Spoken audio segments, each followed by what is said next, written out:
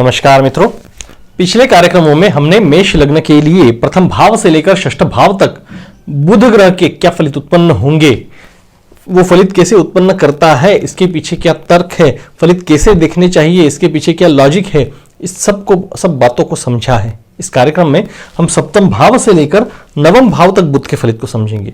मेष लग्न के लिए सप्तम भाव में राशि आती है, 7 आंकड़ा है।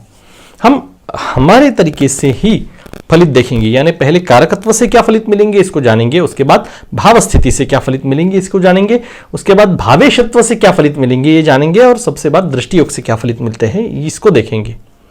कभी कभी योग भंग की स्थिति उत्पन्न हो जाती है, यानी भाव स्थिति से तो अच्छे फलित दिख रहे हैं, लेकिन भावेशत्व के कारण ग्रह जिस भाव का स्वामी है उसके कारण उन फलों में कमी आ जाती है, न्यूनता आ जाती है, या उनका योग भंग हो जाता है, वैसे फल नहीं प्राप्त होते। तो फिर भी हम पहले भावेशत्व को नहीं लेंगे, क्योंकि हमें योग भंग कैसे देखते हैं उसको भी समझना है। ग्रह का भावेशत्व से मिलने वाले जो फल है वो ज्यादा सटीक होते हैं भाव स्थिति से। इस कारण कभी कभी भाव स्थिति का योग भंग हो जाता है, तो उसको भी देखेंगे, क्योंकि बाद में अगर बुध के साथ कोई ग्रह आ गया या बुध के ऊपर किसी ग्रह की दृष्टि रही तो बुध के जो फलित है, अकेले बुध के फलित, उसमें बदलाहट आ जाती है, बदलावट आ जाती है। तो बुध से प्राप्त होने वाले फलितों में बदलावट यानी उसका योग भंग हो जाता है। इस कारण वो कैसे देखते हैं उसको देखना जरूरी है। इस कारण हम भाव स्थिति से पहले देखेंगे और उसके बाद में भावेशत्व से देखेंगे। चलिए शुरू करते हैं। अगर बुध बैठ गए सप्तम भाव में तो क्या फलित प्राप्त कराएंगे? सबसे पहले कारकत्व से। कारकत्व से फलित देखने के लिए बुध का बल देखना जरूरी है। बल 2 विभागों में विभागा गया है, यानी एक तो राशि बल और दूसरा भाव बल। अब बुध की राशि यहां पर देखते हैं, 7 आंकड़ा है। 7 आंकड़ा यानी तुला राशि, ये शुक्र की राशि है। शुक्र और बुध में मित्रत्व के संबंध है, इस कारण बुध मित्र की राशि में है, इस कारण इनको राशि बल अच्छा प्राप्त है। अब राशि बल है, भाव बल की अगर बात करें तो सप्तम भाव केंद्र भावों में से एक है। केंद्र भाव शुभ माने गए हैं, कौन भाव शुभ माने गए हैं, इनमें ग्रहों को भाव बल अच्छा होता है, इस कारण बुध को यहां पर भाव बल भी है। अब भाव बल है, राशि बल है। राशि बल का और एक तर्क ऐसा है कि ये वायु तत्व की राशि है, बुध भी वायु तत्व के ग्रह, समान तत्व के ग्रह, इस कारण भी इनको अच्छा राशि बल है। अब राशि बल भी है और भाव बल भी है, इस कारण बुध से जो बातें जानी जाती है, यानी बुध के कारकत्व से जो बातें देखी जाती है, इनके मामले में शुभ फलित प्राप्त होंगे, बहुत ही अच्छे फलित प्राप्त होंगे। किन मामलों में? तो बुद्धि के मामले में, यानी व्यक्ति बुद्धिवान होगी। वाणी के मामले में, इसकी वाणी में चातुर्य होगा, ये बात पता चलती है। इसकी वाणी आकर्षण तत्व से भरी रहेगी, ये बात पता चलती है, क्योंकि आकर्षण का कारक शुक्र है और शुक्र की राशि में बुध बैठ गए तो वाणी कैसी रहेगी? शुक्र की जैसी मधुर मीठी वाणी रहेगी, आकर्षण से भरी रहेगी।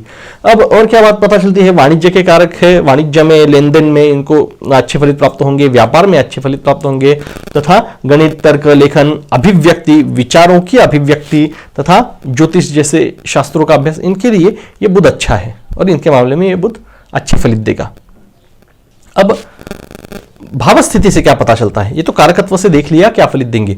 भाव स्थिति से यहां पर शुक्र की राशि है सप्तम भाव में, यानी सप्तम भाव के स्वामी शुक्र हुए, यानी बुध आकर बैठे हैं शुक्र के भाव में, यानी शुक्र के घर पर, यानी बुध आए हैं मित्र के घर पर। शुक्र बुध में मित्रत्व के संबंध है। अब मित्र के घर पर है, इस कारण मित्र के घर को ये शुभ फलित देंगे। सबसे पहले ये बात जान ली कि यहां पर शुभ फलित उत्पन्न कर रहे हैं या अशुभ, तो जान लिया शुभ फल उत्पन्न कर रहे हैं। क्या फलित उत्पन्न करेंगे?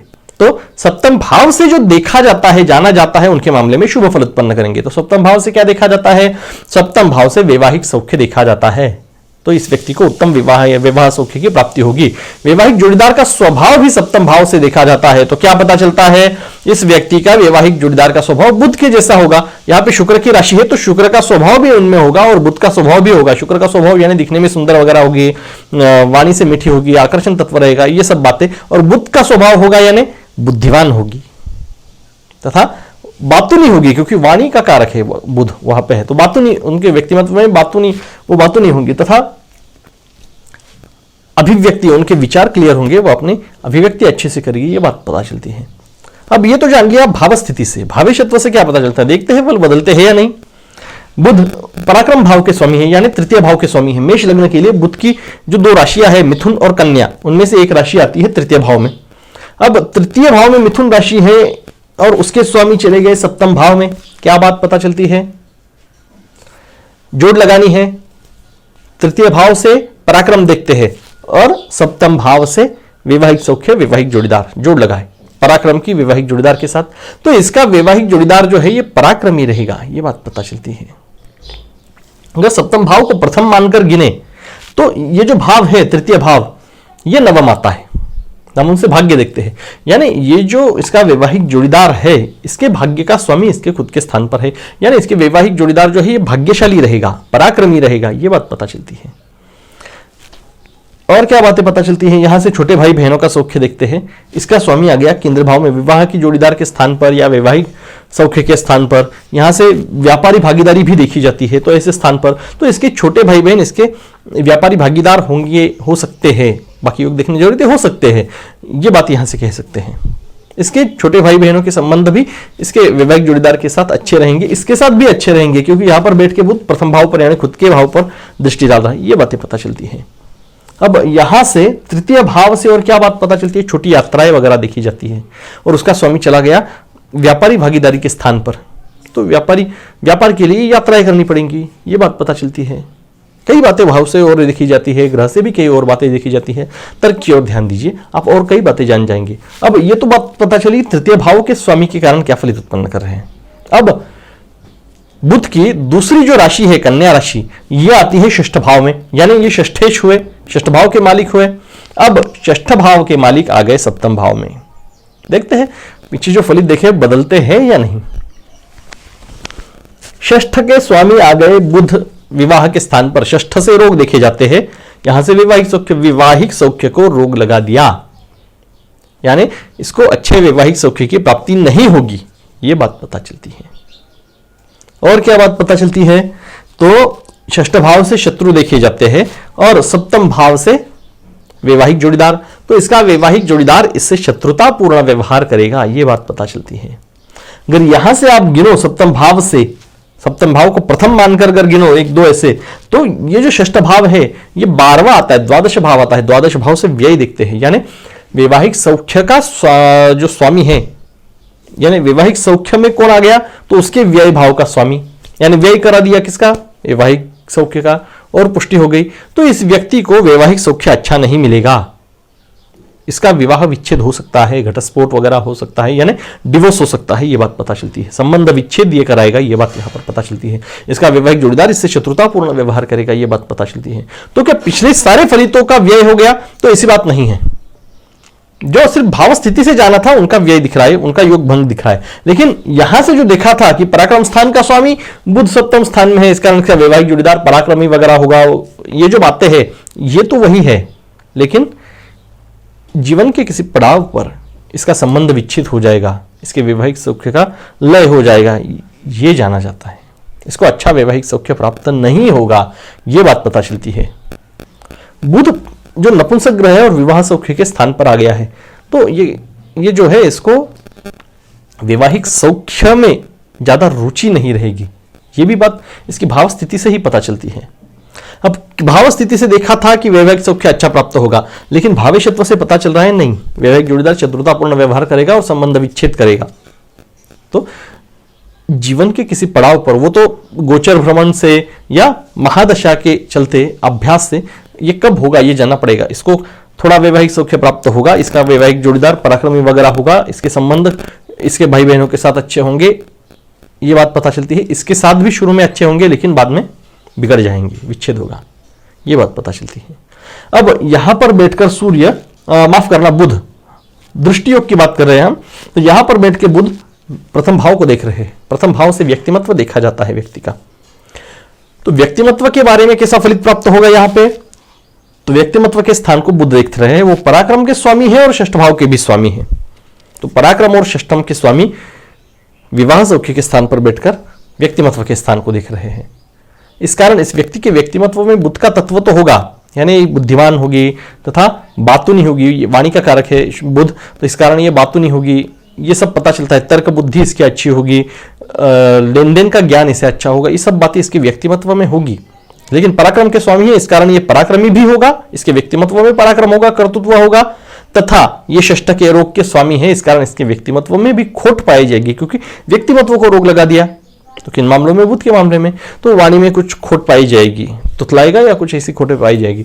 तो दोनों बातें सही सिद्ध होगी, तो इसे देखना होता है। यहां पे ये संबंध विच्छेद करेंगे, ये तो सही है। हमने अभी कारकत्व, भाव स्थिति, भाविष्यत्व, दृष्टि योग चारों से जाना है। चलिए आगे बढ़ते हैं अष्टम भाव की ओर। अष्टम भाव में अगर बुध आए गए तो क्या फलित प्राप्त कराएंगे? सबसे पहले कारकत्व से जानते हैं। अष्टम भाव में बुध है, यहां पर राशि है मंगल की। मंगल और बुध में समत्व के संबंध है, ना मित्र है ना शत्रु है, इस कारण इनको राशि बल मध्यम है। भाव बल की अगर बात करें तो ये मृत्यु स्थान है, मृत्यु स्थान है, इस कारण बुध को भाव बल नहीं है। अपनी अभिव्यक्ति करने के लिए भाव इसको पोषक नहीं है, इस कारण भाव बल नहीं है। अब भाव बल नहीं है, राशि बल भी मध्यम है, इस कारण इनके कारकत्व से जो बातें देखी जाती है इनमें कमी आएगी। यानी बुद्धिवत्ता, वाणी तथा वाणिज्य यानी लेन देन के मामले में, व्यापारी सौख्य तथा गणित, तर्क, लेखन सौख्य, विचारों की अभिव्यक्ति, विचारों की क्लैरिटी और लेखन शास्त्र, ज्योतिष इत्यादि विषयों में रुचि, तो इनमें कमी आएगी। अब ये तो जान लिया कारकत्व से जानी गई बातें। अब भाव स्थिति से क्या पता चलता है? बुध बैठ गए हैं अष्टम भाव में, यहां पर मंगल की राशि है, यानी मंगल स्थान के स्वामी हैं, और बुध समग्रह की राशि में, यानी शत्रु की भी राशि नहीं है, मित्र के भी नहीं, इस कारण मध्यम फलित देंगे स्थान के लिए। तो क्या फलित देंगे? अष्टम स्थान से मृत्यु देखी जाती है, और बुध वहां पे आ गए, मध्यम फलित दे रहे हैं वहां पे।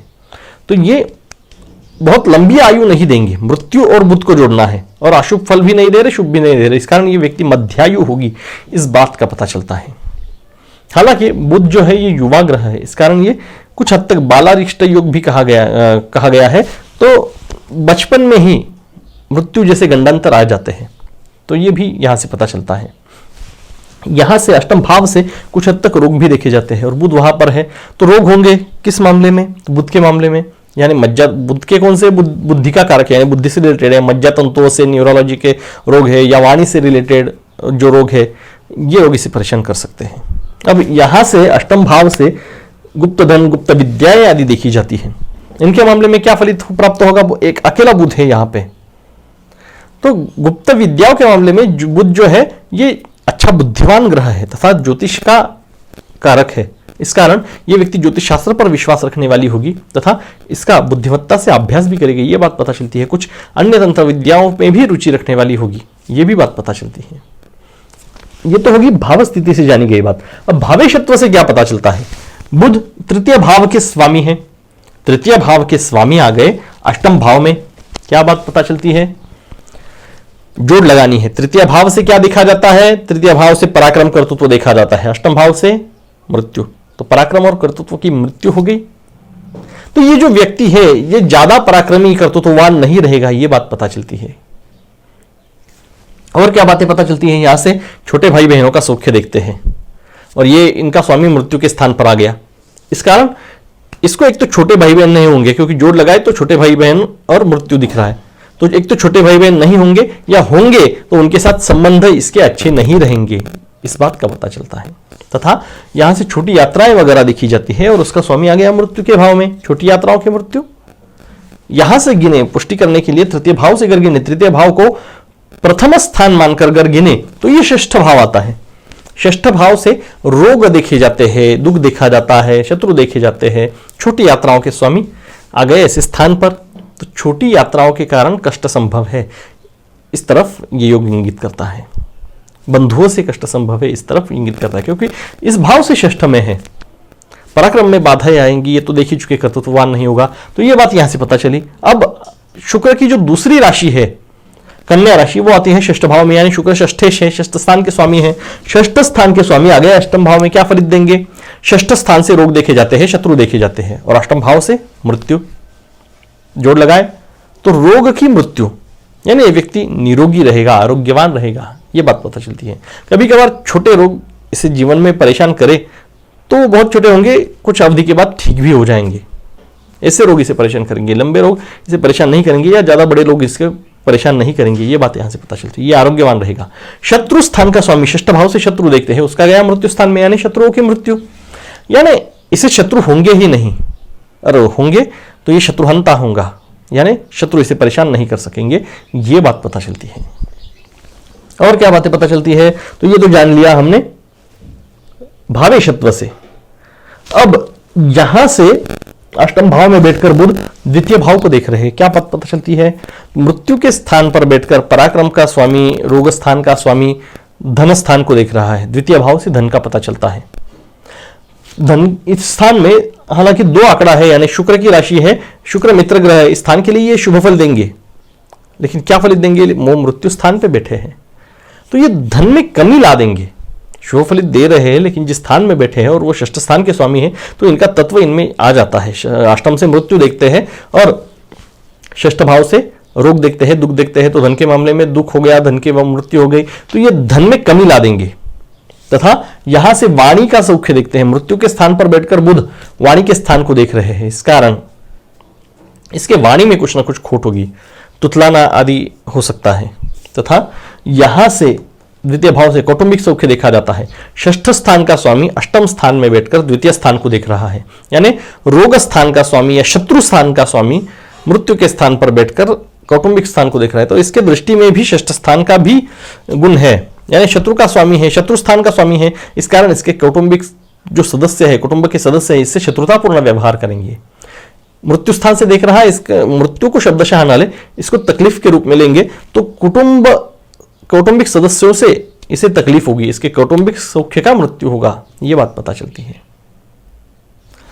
अब ये तो दृष्टियोग से भी जान लिया क्या फल दे रहे हैं। अब हम नवम भाव में अगर शुक्र बैठ गए तो क्या बात पता चलती है, देखते हैं। प्रथम भाव में अगर मेष राशि है तो नवम भाव में 9 आंकड़ा आता है, यानी धनु राशि आती है। कारकत्व से अगर देखें तो पहले राशि बल और बाद में भाव बल देखेंगे और उसके बाद कारकत्व से क्या फल मिलेगा इसका अंदाजा लगाएंगे। तो ये धनु राशि में बुध बैठ गए। धनु राशि के स्वामी है गुरु, गुरु और बुध में समत्व के संबंध है, ना मित्र है ना शत्रु है, इस कारण राशि बल मध्यम है। भाव बल की अगर बात करें तो ये कौन भावों में से है? नवम भाव भाग्य भाव है, कौन भावों में से एक है? शुभ भाव है कुंडली का, इस कारण इनको भाव बल है। अब भाव बल है, राशि बल मध्यम है, इस कारण इनके कारकत्व से जो फलित मिलेंगे ये शुभ फलित मिलेंगे, यानी ये व्यक्ति बुद्धिवान होगा, इसकी वाणी अच्छी होगी, वाणिज्य यानी बैंकिंग क्षेत्र में ये अच्छा होगा, लेन देन के मामले में ये अच्छा होगा, व्यापार में इसको अच्छा फायदा मिलेगा, व्यापार से भी अच्छा फायदा मिलेगा, गणित, तर्क, लेखन, अभिव्यक्ति, ज्योतिष, इन सभी मामलों में इसे अच्छे फलित प्राप्त होंगे। ज्योतिष में रुचि होगी, अपने विचारों में, इसके विचारों में क्लियरिटी होगी, बुद्धिमान होगा, ये बात पता चलती है। अब ये तो जान लिया कारकत्व से। अब भाव स्थिति से क्या पता चलता है? नवम भाव में बुध बैठे हैं तथा समग्र ग्रह की राशि में है, यानी गुरु स्थान के मालिक हुए, इनकी राशि स्थान में होने के कारण। तो गुरु के घर पर बुध बैठ गए, गुरु ना शत्रु है ना मित्र है, तो समफलित यानी मध्यम फलित यहां पर ये उत्पन्न कर रहे हैं। क्या फलित देंगे? नवम भाव से भाग्य देखा जाता है और बुध से बुद्धि, वाणी, व्यापार जोड़ लगाए तो भाग्य कहां से प्राप्त होगा? बुध वाणिज्य क्षेत्र के कारक है, बैंकिंग क्षेत्र के कारक है, व्यापार के कारक है, तो ये बैंकिंग क्षेत्र से या व्यापार के क्षेत्र से इसे भाग्य प्राप्त होगा, ये बात पता चलती है। बुध के क्षेत्रों से या बुध के मामले में ये भाग्यवान रहेंगे, यानी बुध से बुद्धि देखी जाती है, वाणी देखी जाती है, तो इनके मामले में ये भाग्यवान रहेंगे, ये बात पता चलती है, यानी अच्छी बुद्धि की प्राप्ति होगी, अच्छी वाणी की इनको प्राप्ति होगी, ये बात पता चलती है। और क्या बातें पता चलती है? नवम भाव में बैठे हैं, नवम भाव से भाग्य से प्राप्त सामाजिक दर्जा देखा जाता है, तो ये कैसा रहेगा इनका? बुध यहां पर मध्यम राशि बल है इनको, इस कारण सामाजिक दर्जा मध्यम रहेगा, ये बात पता चलती है। ये धार्मिकता का स्थान है और बुध भी धार्मिक ग्रह है, भक्तिमान ग्रह है, इस कारण ये जो व्यक्ति है ये धर्म पर श्रद्धा रखने वाला तथा ईश्वर भक्त होगा, ये बात पता चलती है।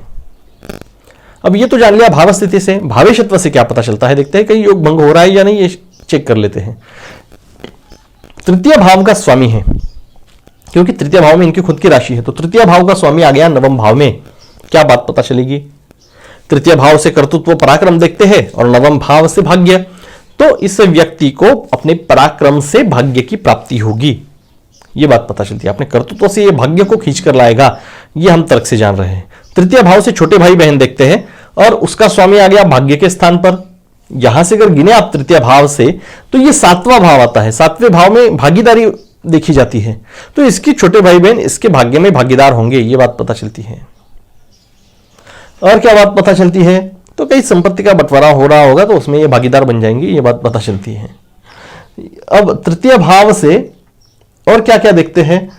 छोटी यात्राएं वगैरह देखते हैं। छोटी यात्राओं का स्वामी आ गया धर्म के स्थान पर, नवम भाव से धार्मिक ये भी देखते हैं, तो ये व्यक्ति धार्मिक यात्राएं करेगा, ये भी बात पता चलती है। अगर छोटी यात्राओं को भाग्य के साथ जोड़ना चाहते हो तो छोटी यात्राओं से भाग्य प्राप्त होगा, यानी छोटी यात्राओं से लाभ मिलेगा, यह भी बात पता चलती है। कई सारे तर्क जोड़ सकते हो। अब ये तो जान लिया तृतीय भाव के स्वामी नवम भाव में आ गए तो क्या फलित प्राप्त होगा। अब षष्ठ भाव के भी स्वामी है बुध, षष्ठ भाव में भी उनकी दूसरी राशि है, तो क्या फल देंगे। षष्ठ भाव के स्वामी आ गए नवम भाव में, क्या फलित उत्पन्न होगा।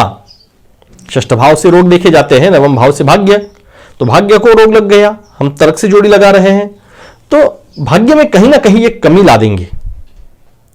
और क्या बात पता चलती है, षष्ठ भाव से शत्रु देखते हैं, नवम भाव से भाग्य, तो शत्रुओं के कारण भाग्य में कमी आएगी। इस बात की तरफ ये योग इंगित कर रहा है।